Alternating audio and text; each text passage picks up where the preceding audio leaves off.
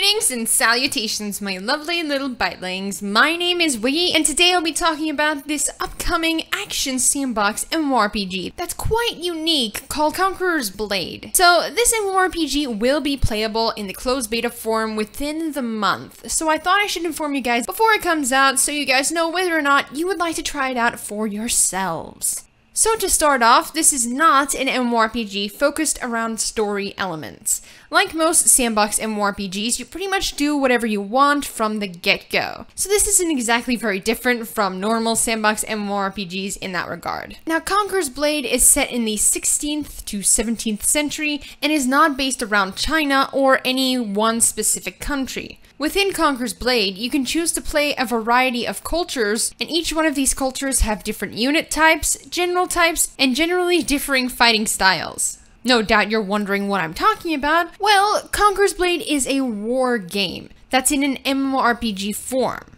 However, it's not like the Total War series. You don't have a bird's eye view of the battle you're actually a part of. It's more similar to other war games like Kingdom Under Fire. So you're the leader of your own small army or large army depending on what level you are, and you can control them in real time and fight alongside your troops. Unlike games like Dynasty Warriors, the general isn't an overpowered killing machine, so don't expect to be able to solo the enemy army all by yourself. You, as the general, are there to command your troops in combat and assist, or target the enemy's leaders themselves and 1v1 them. Though I will point out that there are different types of generals you can be, some of which are more durable and will find it easier to fight in Conqueror's Blade, where others will have a harder time in combat. As Conqueror's Blade is a sandbox MMORPG, like I stated earlier, you can roam around the world at your own pace. And it's not all about fighting. There are other things to do. But at the end of the day, the central focus of this MMORPG is fighting, so if fighting against large armies doesn't appeal to you, then this probably won't be the type of MMORPG you're looking for.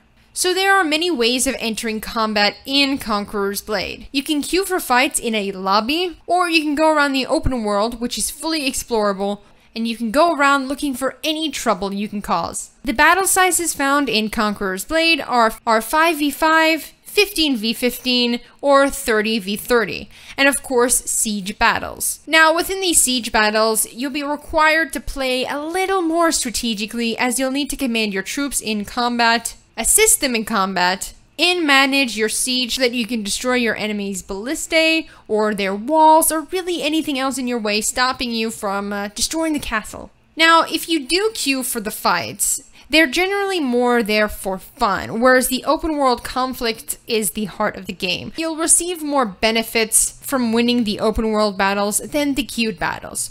But the queued battles are there still as an option so that you can have fun fighting against other people without having to actually go look for it. Generally, Conqueror's Blade is a very strange, unique kind of MMORPG that's being developed that I feel like we should keep our eyes on, as there isn't really any games like it that's an MMO. Especially as this MMORPG is being developed with the full intention of coming to the NAEU market. As you may have already noticed, there's quite a lot of English already being used in this Chinese MMO, because it's being developed for a global market. So this won't feel like a traditional Chinese game, but it will also not feel like a traditional Western game. So it's basically like getting the best of both worlds.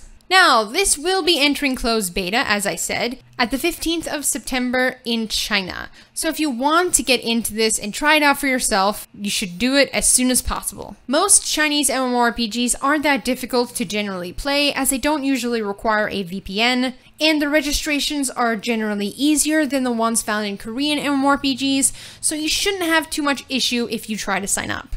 This is generally what I've got to say on this MMORPG, as there's so much information on it, so many things to talk about it, but I'd rather see how this game progresses further before saying it has all of these amazing and cool features, and it ends up having only half or less of those features actually added into the game.